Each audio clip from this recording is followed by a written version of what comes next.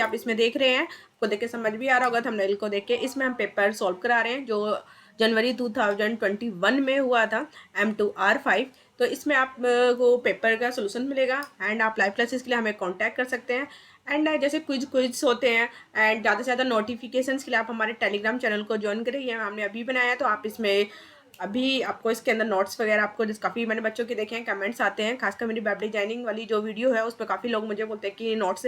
तो आप अगर नोट्स वगैरह के लिए या नोटिफिकेशन कुछ भी जो क्विज वगैरह के लिए मैं मॉक टेस्ट भी लॉन्च करने वाली हूँ अभी। तो आप लोग अगर ऐसी नोटिफिकेशन चाहते हो, क्योंकि ये सब चीज़ें वीडियो में कवर नहीं कराई जा सकती, तो प्लस आप लोग टेलीग्राम चैनल ज्वाइन कीजिए, फेसबुक पेज को फॉलो कीजिए एंड आप हमारी वेबसाइट में ज्वाइन कर सकते हो, जिसमें ब्लॉग्स के अंदर एक सेक्शन है जो भी आपको रिलेटेड इन्फॉर्मेशन होगी, जो भी न्यू लेटेस्ट इन्फॉर्मेशन होगी वो आपको ब्लॉग्स में मिल सकती है। तो आप इन चीज़ों को फॉलो करिए। प्लस काफ़ी स्टूडेंट्स हैं, जैसे कुछ लोग स्टूडेंट्स बोलते हैं कि हमारा ये सिस्टम नहीं चल रहा है, या फिर आप लोग ये बोलते हो कि मैंने देखा हुआ है वेब डिजाइनिंग की, खासकर आप देखोगे भी इसमें कमेंट में काफ़ी लोगों ने ये डिस्कशन किया हुआ है कि मैम मेरा ये इंस्टॉल नहीं हो रहा। देखो ये सब जो चीज़ें हैं आप लोग व्हाट्सअप पे मैसेज करके करते हो तो ये सब पॉसिबल नहीं हो पाता।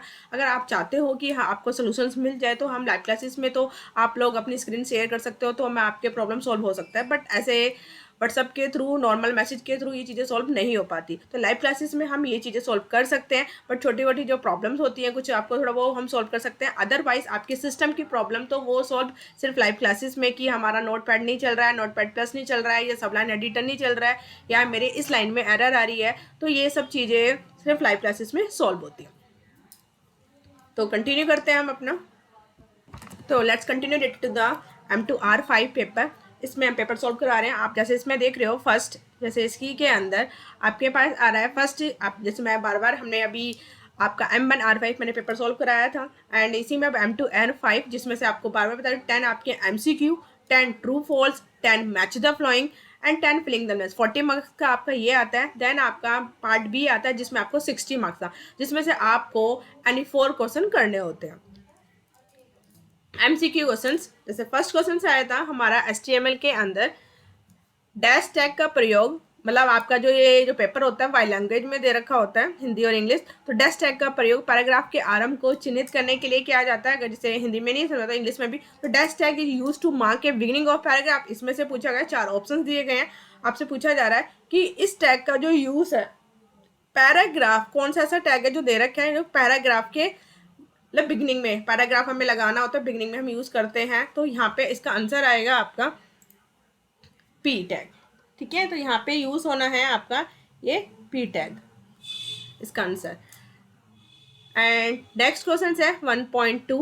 यहाँ पे बोला जा रहा है correct HTML tag for the largest heading. Heading हमारी H1, H2, H3, H4, H5, 6 होती है हमारी। तो लार्जेस्ट हेडिंग के लिए हम कौन सा टैग यूज करते हैं? ये हम यूज करते हैं H1। एंड देखो ये जो MCQ है ये ऐसे सॉल्व, अगर आप लोगों ने वेब डिजाइनिंग की, अगर आपने प्लेलिस्ट में आप जाओगे यूट्यूब चैनल के अंदर,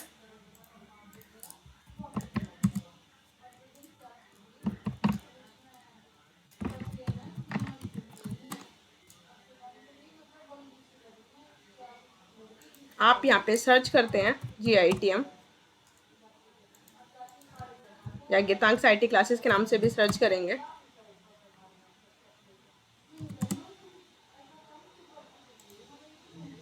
यहाँ पे प्ले लिस्ट में जाएंगे आप, इस प्ले लिस्ट के अंदर आपको सारी मिल जाएगी। तो यहाँ पे आप देखोगे वेब डिजाइनिंग की, यहाँ पे हमने पूरा चैप्टर वाइज कवर कराया हुआ है। आप लोग अगर ड्राफ्ट में ये सब चीज़ें कवर कर लेते हो तो आपको इन सब में MCQ में प्रॉब्लम नहीं आने वाली, क्योंकि हमने बहुत ड्राफ्ट में कराया हुआ है। तो प्लीज़ वॉच अगर आप ये चीज़ें सॉल्व करना चाहते हैं। एंड नेक्स्ट है 1.3।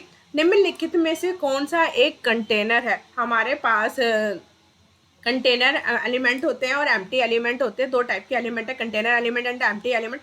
कंटेनर एलिमेंट वो एलिमेंट होते हैं जो पेयर टैग के साथ होते हैं। लाइक किस तरीके से, जैसे आपने देखा होगा अभी जब हम आप लोगों ने HTML की होगी तो उसमें आपने देखा होगा कंटेनर टैग में हमारे पास जैसे हम ये करते हैं कि आपने P टैग स्टार्ट किया एंड P टैग को आपने क्लोज किया, ठीक है, या H1 टैग को स्टार्ट किया और H1 टैग को हमने क्लोज किया। This they other 2 tag like it's A part of the, आपका ये जो टैग दिखाई दे रहे हैं ये वाले जो टैग्स हैं इनको हम कंटेनर एलिमेंट के पेयरिंग टैग यानी स्टार्ट करते हैं और एंड करते हैं, तो इसको बोलते हैं हम कंटेनर एलिमेंट। इनके बीच में हम यहाँ पे कंटेंट लिखते हैं। बट एम्प्टी एलिमेंट जिसे हम कहते हैं कि आपका कंटेनर एलिमेंट है बट जो कंटेनर नहीं करते, कुछ कंटेन नहीं करे, like they are the two tag container मतलब empty element like it's a BR break tag and HR tag.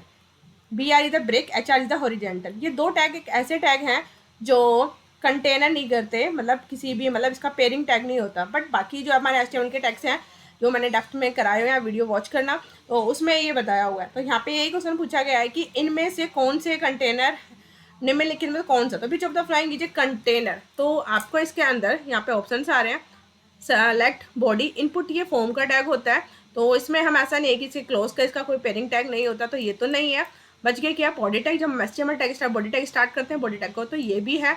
Select tag start करते हैं क्योंकि ये भी फॉर्म में यूज़ होता है, जो हमारे ड्रॉप डाउन वाले बटन, जैसे कि हम सेलेक्ट स्टेट करते हैं, यूपी हरियाणा जो भी स्टेट आपको सेलेक्ट करना होता है, तो हम इसी टैग की हेल्प से बनाते हैं। तो सेलेक्ट टैग स्टार्ट करना, सेलेक्ट टैग क्लोज करना, तो ये भी है। तो यहाँ पे इसका आंसर आ जाएगा D, both A and B। 1.4 यहाँ पे बोला जा रहा है the attribute which define the relationship between current document and href URL। तो जैसे आप लोगों को उसमें बताना चाहिए, तो हमारे पास REL एंड REL रिलेटिव और ये रिवर्स, ये दोनों यूज़ होते हैं। ठीक है, यहाँ पे बोला जा रहा है कि ये जो एट्रीब्यूट है, ठीक है, जो विच define the relationship between current document and the href URL, जो आपके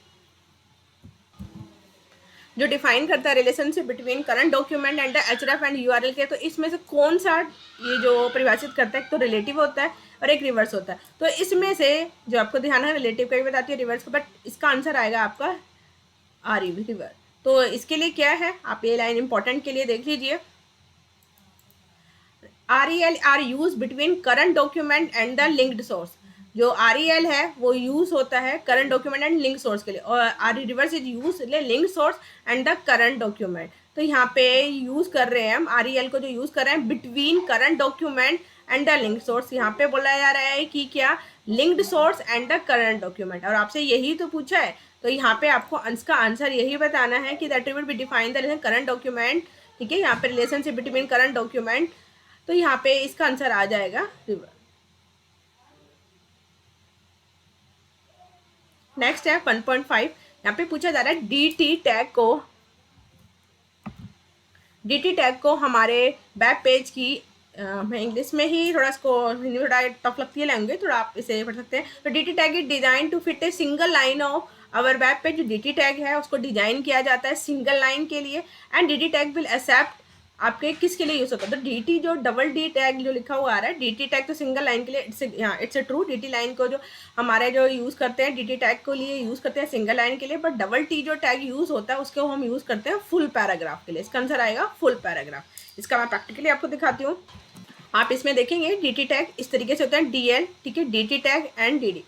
ठीक है, तो यहाँ पे यूज हो रहा है, तो DT टैग ये जो होता है, यहाँ पे ये जो यूज हो रहा है DT टैग DL। ठीक है, यहाँ पे आपसे जो पूछा गया था वो यही पूछा गया था, DT tag is design for single line. तो यहाँ पे यूज होता है DL। ठीक है, DL के अंदर यूज होता है DT। ठीक है, डाटा टाइप और उसमें डाटा डेफिनेशन। तो इसकी एक तो फुल फॉर्म भी आ सकती है, तो DL टैग के अंदर फिर DT फिर DD। तो यहाँ पे यही है कि ये जो हम पैराग्राफ लिखते हैं हम डबल DD के अंदर लिखते हैं, यहाँ पे हम डाटा को डिफाइन करते हैं, और ये उसका आप टाइटल देते हो। ठीक है, जैसे कॉफी दिया तो यहाँ पे इसको पैराग्राफ, तो पैराग्राफ टैग के लिए हम डबल DD, जो डबल D है इसको यूज करेंगे। तो आपको ध्यान रखना है DL description list, DL DT description term and उसकी डेफिनेशन। तो यहाँ पे DD में हम पैराग्राफ, यहाँ पे DT में सिंगल लाइन लिखते हैं, और DL मतलब लिस्ट। आई थिंक आपको ये चीज़ें क्लियर हो रही होंगी।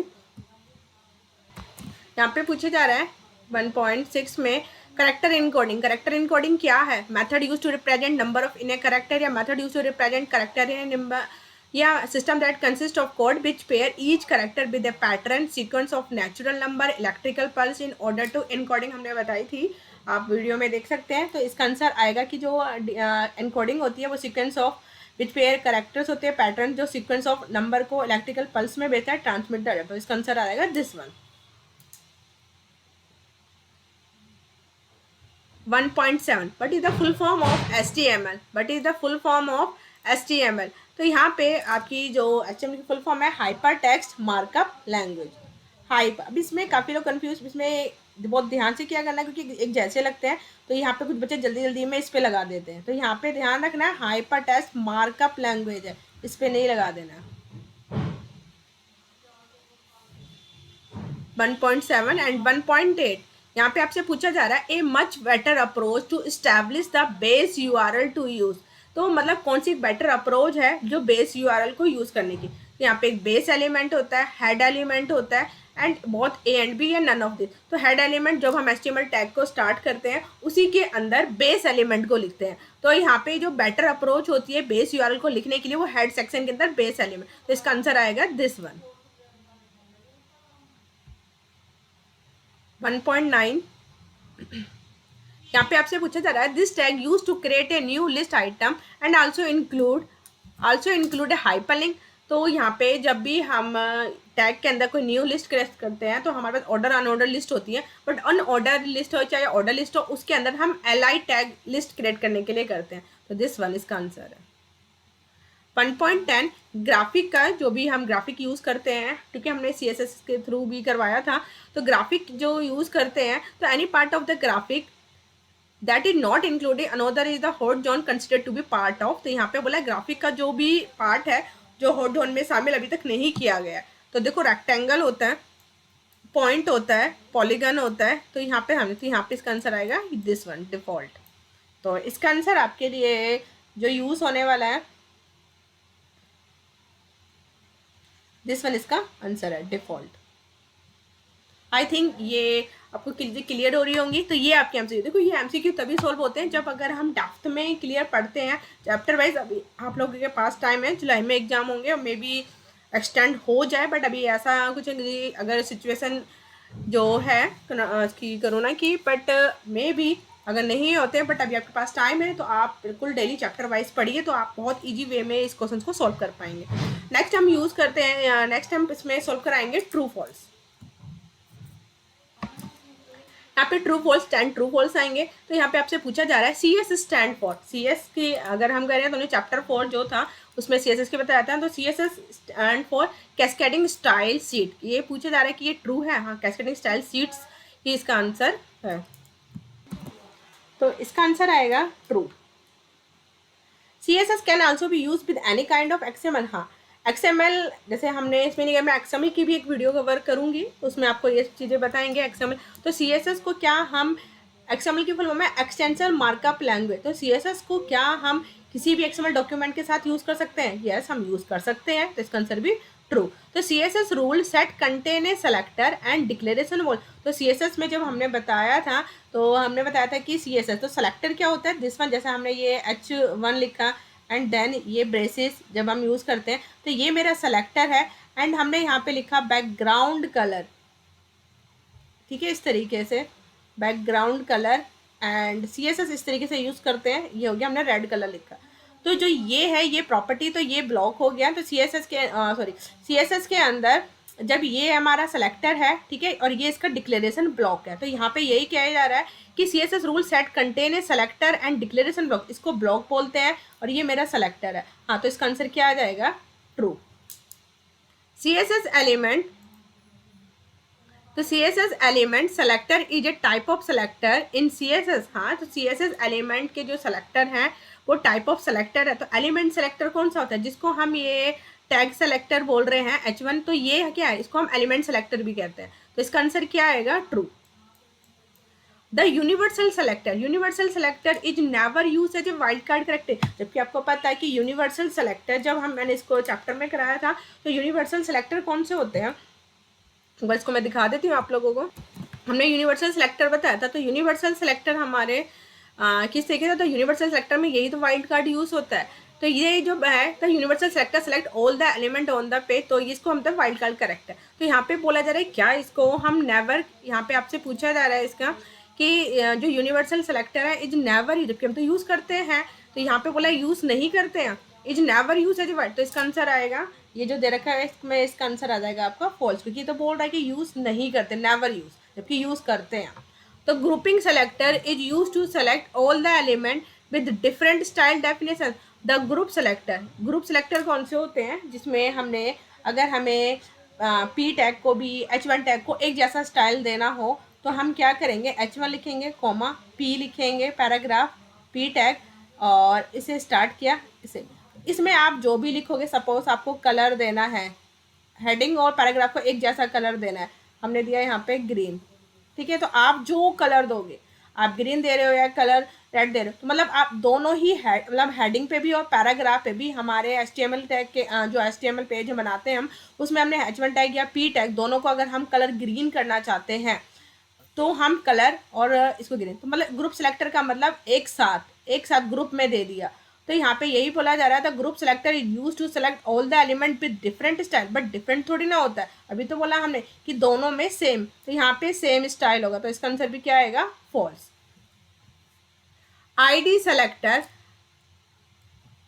selector select the ID attribute of element to select a specific element. Yes, ID selector आप जिस पे भी अप्लाई करते हो वो उसी पे अप्लाई होता है, तो इसका आंसर आ जाएगा आपका ट्रू। ID एलिमेंट मतलब जैसे हमने P टैग बनाए, P टैग है, P टैग में हमने यहाँ पे ID लिखा एंड इसका एक नाम दे दिया हमने, सपोज D1 नाम दे दिया, ठीक है, इस तरीके से, एंड जहाँ यहाँ पे P टैग लिखा, P टैग को क्लोज किया। इसमें जो हमने D1 टैग दिया है, अब इस पैराग्राफ में जो भी आप स्टाइल दोगे, मतलब CSS के अंदर इस D1 में पैराग्राफ को हम जो ID होती है उसको हम हैश से डिनोट करते हैं जब CSS करते हैं, तो ये जो चीज़ है, ये D1 जो है, हम इसी वाले पैराग्राफ पे ही स्टाइल अप्लाई होगा। तो यहाँ पे यही कहा जा रहा है कि ID selector is the ID attribute of an element to select a specific element, तो इसका आंसर आ जाएगा ट्रू, स्पेसिफिक एलिमेंट पे लगता है। Inline CSS is use to apply CSS on multiple line, नहीं, इनलाइन CSS पर्टिकुलर एक single line पे apply होता है, तो इसका आंसर क्या आएगा, तो यहाँ पे ये बोला जा रहा है कि इनलाइन CSS को मल्टीपल पे करते हैं, तो ये ट्रू होगा। तो यहाँ पे बोला जा रहा है मल्टीपल पे नहीं, तो इसका आंसर क्या है, फॉल्स, क्योंकि ट्रू नहीं है, क्योंकि इनलाइन CSS सिंगल लाइन पे अप्लाई होता है, ना कि मल्टी लाइन पे। The internal style sheet is use to add multiple style for more than one document, तो हमारी CSS 3 टाइप की होती है, इनलाइन, इंटरनल और एक्सटर्नल। इनलाइन हमारी सिंगल लाइन पे अप्लाई होती है, इंटरनल स्टाइल जो होता है वो सिर्फ एक ही पेज पे अप्लाई होता है, एक से ज़्यादा पेज पे अप्लाई, अगर और हम कहाँ पे लिखते हैं, वो हेड सेक्शन के अंदर लिखते हैं। ये सब चीज़ें हमने CSS चैप्टर 4 में सब कुछ डिस्कस किया हुआ है, अगर आप लोगों ने नहीं देखी हुई है तो आप वीडियो को वॉच कीजिए ताकि आपको ये सब चीज़ें क्लियर हो सके। तो internal style, multiple style for more than one, नहीं, मोर देन वन डॉक्यूमेंट नहीं, ओनली सिंगल डॉक्यूमेंट पे अप्लाई, तो इसका यहाँ पे क्या है, ये भी फॉल्स है। एक्सटर्नल स्टाइल सीट जो होता है, एक्सटर्नल स्टाइल सीट वो एक से ज़्यादा डॉक्यूमेंट पे हम अप्लाई कर सकते हैं, बट यहाँ पे बोला जा रहा है the external seat facilitate one two change the look of the entire website by one changing just one file. हाँ, बिल्कुल सही बात है। आप क्या करना, आप एक्सटर्नल सीट की हेल्प से आपको क्या करना है, एक्सटर्नल सीट, अगर आप एक्सटर्नल CSS यूज़ करते हो और आपने एक्सटर्नल CSS को आपने होम पेज पे भी अप्लाई किया हुआ है, कॉन्टैक्ट पेज पे भी अप्लाई किया, अबाउट अस पेज पे, तो एक साथ आप एक्सटर्नल में स्टाइल दो, वो तीनों पेजेस पे क्या हो जाएगा, अप्लाई हो जाएगा। तो एक फाइल से हम तीनों पेजेस पे स्टाइल को चेंज कर सकते हैं, तो इसका आंसर ट्रू। आई थिंक ये चीज़ आपको क्लियर हो गई होगी, एंड नेक्स्ट में हम आपको जो वीडियो में आपको match the following and filling the blanks clear कराएंगे। And if you have any doubt तो please mention the comment section and contact us if you have any doubt, and thanks for watching video.